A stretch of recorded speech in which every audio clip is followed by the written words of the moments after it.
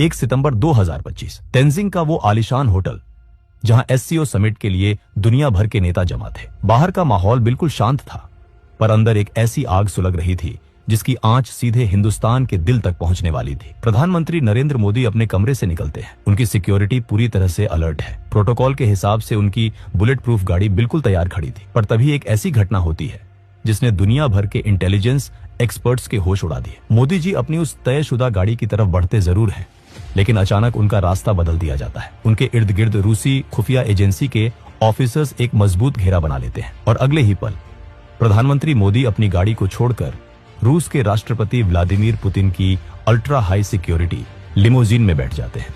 ये कोई छोटी बात नहीं थी। एक देश का प्रधानमंत्री दूसरे देश के राष्ट्रपति की गाड़ी में, ऐसा डिप्लोमेसी के इतिहास में शायद ही कभी होता है।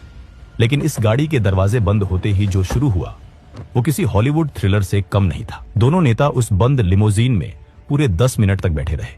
गाड़ी अपनी जगह से 1 इंच नहीं हिली। आखिरकार गाड़ी आगे बढ़ती है। इंटरनेट पर तस्वीरें आग की तरह फैलने लगती हैं।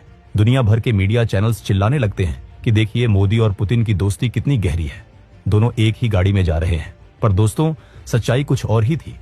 ये दोस्ती का दिखावा नहीं, बल्कि मौत के चक्रव्यूह से बच निकलने की एक आखिरी कोशिश थी। जब ये गाड़ी वेन्यू पर पहुंचती है तो एक और ऐसी घटना होती है जो आमतौर पर बिल्कुल असंभव है। वेन्यू पर पहुंचने के बाद ना मोदी गाड़ी से बाहर आते हैं ना पुतिन। पूरे 45 मिनट तक दुनिया के 2 सबसे ताकतवर नेता उस बंद गाड़ी में बैठे रहते हैं। उस बंद गाड़ी के अंदर फोन पर एक एनक्रिप्टेड लाइन जुड़ती है। दूसरी तरफ थे भारत के national security adviser Ajit Doval. Putin की आवाज आती है, मिस्टर मोदी, हमारी एजेंसियों ने दुश्मनों के बीच एक बहुत खतरनाक मैसेज इंटरसेप्ट किया है। आपकी गाड़ी सेफ नहीं थी। खतरा बिल्कुल सिर पर मंडरा रहा है। मोदी जी बिल्कुल शांत पर आवाज में पूछते हैं, डोभाल साहब, क्या रिपोर्ट है? आखिर वहां चल क्या रहा है? डोभाल जवाब देते हैं, प्रधानमंत्री जी, दुश्मन ने शेर के मुंह में हाथ डालने की हिम्मत की है। खतरा वहां एससीओ समिट में नहीं, खतरा हमारे पड़ोस में बैठा है। एक बहुत बड़ा असैसिनेशन प्लॉट इंटरसेप्ट हुआ है और इसके तार सीधे अमेरिका की CIA से जुड़े हैं। ये सुनते ही गाड़ी में सन्नाटा छा जाता है। CIA, दुनिया की सबसे ताकतवर खुफिया एजेंसी, हिंदुस्तान के प्रधानमंत्री को निशाना बनाने की कोशिश कर रही थी। इस साजिश के तार समझने के लिए हमें थोड़ा पीछे जाना होगा। ठीक 27 अगस्त 2025 की उस सुबह पर, जब पड़ोसी देश बांग्लादेश के ढाका शहर में एक अजीब सी हलचल थी। ढाका का एक बहुत ही आलीशान वेस्टर्न 5 स्टार होटल। वहां एक 50 साल का आदमी चेक इन करता है। उसके पास 3 बड़े बड़े सूटकेस थे। इस आदमी का नाम था टेरेंस। दिखने में वो एक आम अमेरिकन बिजनेसमैन लग रहा था। उसने होटल स्टाफ को यही बताया था कि वो एक बिजनेस ट्रिप पर आया है। पर सच तो ये था कि टेरेंस कोई बिजनेसमैन नहीं, बल्कि अमेरिकन खुफिया एजेंसी CIA का एक बहुत ही खतरनाक और मंझा हुआ कोवर्ट ऑपरेटिव था। वो वहां किसी बिजनेस डील के लिए नहीं आया था। वो वहां आया था एक ऐसी साजिश को अंजाम देने जो दुनिया का नक्शा हिलाकर रख देती। उन 3 बड़े सूटकेस के अंदर कोई बिजनेस के सैंपल नहीं थे। उनमें भरे थे hi-tech electronics, encrypted communication devices, आम लोगों की भीड़ में छिपने वाले वेपन्स और खुफिया ब्लूप्रिंट्स। टेरेंस का काम था एक कमांड सेंटर एस्टेब्लिश करना। वो वहां बैठकर किसी ऐसी स्नाइपर टीम या हिट स्क्वाड को कमांड देने वाला था जो उस एससीओ समिट के आसपास पहले से ही पोजीशन ले चुकी थी। टेरेंस बिल्कुल सांप की तरह कुंडली मारकर बैठा था। वो अपने शिकार का इंतजार कर रहा था। उसका टारगेट क्लियर था, प्रधानमंत्री नरेंद्र मोदी का असैसिनेशन। एक ऐसा अटैक जो देखने में किसी टेररिस्ट ऑर्गेनाइजेशन का काम लगे, पर जिसके पीछे दिमाग वॉशिंगटन में बैठे कुछ नापाक मंसूबे रखने वालों का हो। उन्हें लगा कि बांग्लादेश में बैठकर इस ऑपरेशन को अंजाम देना सबसे सेफ होगा, क्योंकि वहां आमतौर पर किसी को शक नहीं होगा। पर वो एक चीज भूल गए थे, ये वो पुराना भारत नहीं था जो दुश्मन के वार का इंतजार करे। ये नया भारत था। और जब बात देश के प्रधानमंत्री की सुरक्षा की हो तो भारत की खुफिया एजेंसी रॉ कभी सोती नहीं है। आखिर इतनी गहरी साजिश का पर्दाफाश कैसे हुआ? यहाँ एंट्री होती है दुनिया की 2 सबसे ताकतवर इंटेलिजेंस एजेंसियों के गठबंधन की, भारत की रॉ और रूस की SVR। अगस्त के आखिरी दिनों में SVR की इंटेलिजेंस ने कुछ अजीब रेडियो फ्रीक्वेंसीज को इंटरसेप्ट किया।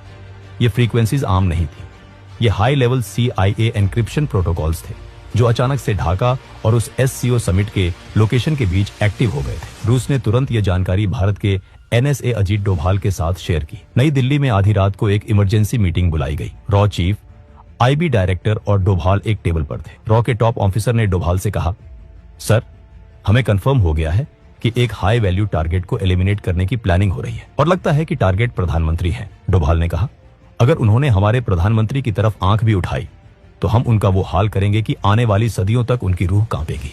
डोभाल ने तुरंत रशियन काउंटरपार्ट से संपर्क किया।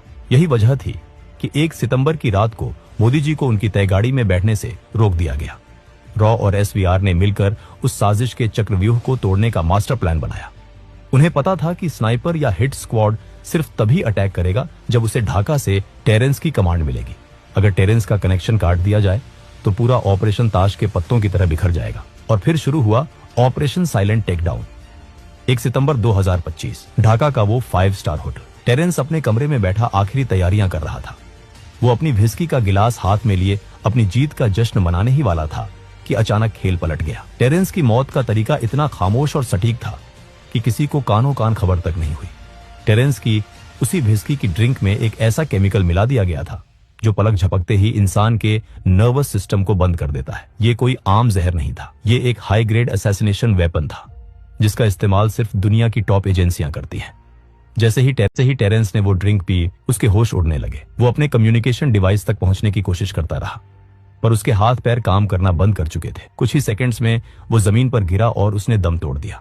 बिना किसी आवाज के, बिना किसी गोली के, दुनिया की सबसे बड़ी सुपर पावर का एजेंट अपने ही बिछाए जाल में ढेर हो चुका था। CIA की वो साजिश वहीं उसी कमरे में दफन हो गई। लेकिन इसके बाद जो हुआ उसने इस साजिश को और भी गहरा कर दिया। जैसे ही टेरेंस की मौत की खबर अमेरिकन एम्बेसी तक पहुंची, वहां भगदड़ मच गई।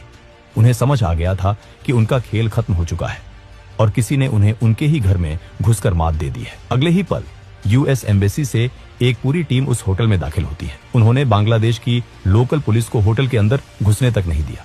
आमतौर पर किसी भी विदेशी नागरिक की मौत पर लोकल पुलिस इन्वेस्टिगेशन करती है, पोस्टमार्टम होता है, पर यहां सब कुछ दरकिनार कर दिया गया। अमेरिकन एजेंट्स ने टेरेंस की डेड बॉडी को तुरंत अपने कब्जे में लिया। उसका कोई पोस्टमार्टम नहीं हुआ।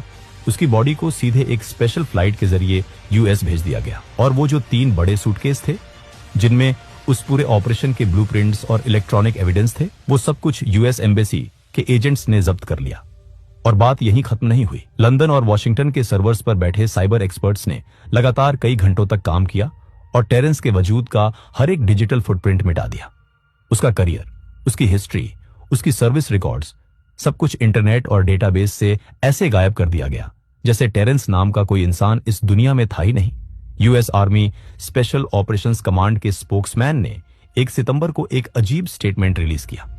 उन्होंने कहा कि उनका कोई कमांड इंस्पेक्टर जनरल मरा नहीं गया है। उन्होंने क्लेम किया कि जिस इंसान की बात हो रही है वो यूनाइटेड स्टेट्स में जिंदा और सुरक्षित है। 4 सितंबर को लेफ्टिनेंट कर्नल इलियट स्कॉट ने यहां तक कह दिया कि ढाका में उनका कोई ऑन गोइंग ऑपरेशन चल ही नहीं रहा है। 2 सितंबर 2025 प्रधानमंत्री मोदी सही सलामत भारत लौट आते हैं। अगले ही दिन वो नई दिल्ली में एक बड़े सेमिकॉन समिट में मंच पर आते हैं। वो प्रधानमंत्री जो हमेशा अपने भाषणों में ऊर्जा और आत्मविश्वास से भरे होते हैं, उस दिन उनके चेहरे पर एक अजीब सी संजीदगी थी। मंच पर आते ही जब लोग उनके स्वागत में तालियां बजा रहे थे तो मोदी जी ने एक ऐसी बात कही जिसने सबको हैरत में डाल दिया। उन्होंने कहा, मैं कल रात ही जापान और चीन के इस दौरे से वापस लौटा हूं। मैं गया था इसलिए आप तालियां बजा रहे हैं, या मैं वापस आ गया हूं इसलिए आप तालियां बजा रहे हैं। सोचिए इस लाइन के बारे में। एक देश का प्रधानमंत्री भरी सभा में अपने लोगों से पूछ रहा है कि मैं वापस जिंदा लौट आया हूं, क्या इसलिए तालियां बज रही हैं? मोदी जी कभी भी अपने शब्दों का इस्तेमाल ऐसे ही हवा में नहीं करते। उनके एक एक शब्द के पीछे एक गहरा संदेश होता है। ये कोई मजाक नहीं था, ये एक मैसेज था उन ताकतों को जो वॉशिंगटन और दुनिया के बाकी हिस्सों में बैठकर देख रही थी। ये बताने का तरीका था कि हम जानते हैं तुमने क्या किया और हमने तुम्हारा क्या हाल किया। और इस घटना के बाद पीएम मोदी की आगे की आधी से ज्यादा इंटरनेशनल ट्रिप्स अचानक से कैंसिल या पोस्टपोन कर दी गई। यूनाइटेड नेशंस जनरल असेंबली का सेशन जिसमें पीएम मोदी को बोलना था, उसे उन्होंने स्किप कर दिया। गाजा पीस समिट जिसमें इजिप्ट के प्रेसिडेंट आने वाले थे और पीएम मोदी का आना तय था, उसे भी उन्होंने स्किप कर दिया। आसियान समिट जो कुआलालंपुर में होने वाला था, वहां भी पीएम मोदी नहीं गए। उनकी जगह दूसरे डेलीगेट्स को भेजा गया। 1 महीने के अंदर इतने सारे बड़े इंटरनेशनल प्लेटफॉर्म्स से प्रधानमंत्री का पीछे हटना, क्या ये सिर्फ एक कोइंसिडेंस है या फिर सिक्योरिटी थ्रेट इतना बड़ा है कि एजेंसियां कोई भी रिस्क लेने को तैयार नहीं है? इस पूरे एपिसोड के पीछे आखिर मंशा क्या थी? अमेरिका जैसा देश जो भारत को अपना स्ट्रेटेजिक पार्टनर बोलता है, वो ऐसी नापाक साजिश क्यों रचेगा? इसे समझने के लिए आपको पड़ोस में देखना होगा। पिछले कुछ समय में हमारे पड़ोसी देशों में क्या हो रहा है। बांग्लादेश में पूरी तरह से तख्तापलट हो गया, हिंसा और आगजनी हुई। नेपाल में लगातार ऐसी स्थिति पैदा की जा रही है जिससे वहां अशांति आए। श्रीलंका का तो इकोनॉमिक और पॉलिटिकल हाल दुनिया ने देखा ही है। यह सब अचानक नहीं हो रहा।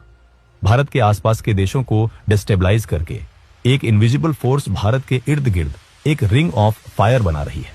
CIA का तो इतिहास रहा है दूसरे देशों में रिजीम चेंज करवाने का, चाहे वो साउथ अमेरिका हो, मिडिल ईस्ट हो या एशिया।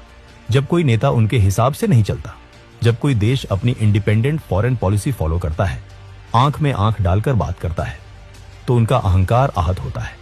पीयूष गोयल का वो धमाकेदार बयान आपको याद होगा। उन्होंने भरे मंच से अमेरिका को चेतावनी देते हुए कहा था, आप हमारे सर पर बंदूक रखकर हमसे ट्रेड डील्स नहीं कर सकते। एक यूनियन मिनिस्टर का ऐसी भाषा का प्रयोग करना कोई छोटी बात नहीं है। ये किस बंदूक की बात कर रहे थे पीयूष गोयल? क्या वो उसी बंदूक की बात कर रहे थे जो CIA ने 1 सितंबर को प्रधानमंत्री मोदी पर तानने की कोशिश की थी?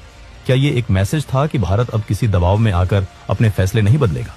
टेरेंस का मर्डर PM मोदी का असैसिनेशन प्लॉट हो या ना हो, लेकिन एक बात बिल्कुल साफ है, ढाका में बैठकर टेरेंस भारत के खिलाफ एक बहुत बड़ी आग लगा रहा था। दोस्तों, आपको क्या लगता है? क्या सच में अमेरिका भारत में एक बड़ा रेजिम चेंज प्लान कर रहा था? क्या वो प्रधानमंत्री को रास्ते से हटाकर अपना कोई पपेट नेता बिठाना चाहते थे? क्या इन सारी बातों में, पीयूष गोयल के बयान में और मोदी जी के उस जिंदा लौट आने वाले कमेंट में कोई कनेक्शन है? अपनी राय कमेंट्स में जरूर लिखिए।